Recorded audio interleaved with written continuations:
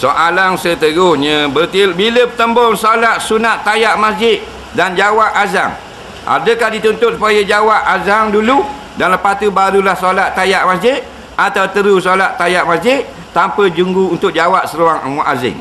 Bagus soalan ni.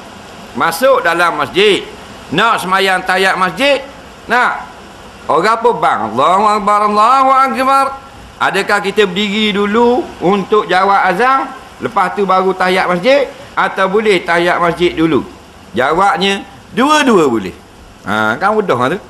Bang, nak mayang pun boleh dan jawab keseluruhan azan selepas salam.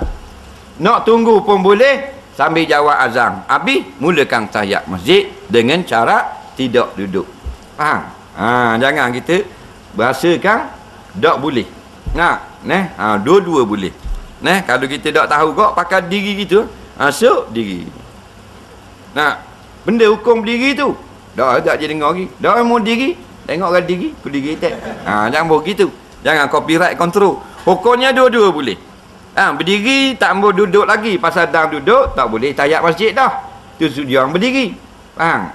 Jadi jawab selepas azan. Tayyat lepas azan. Masuk dengar orang azan atau orang tengah azan, hayya ala solah, dia masuk terus mayang boleh juga.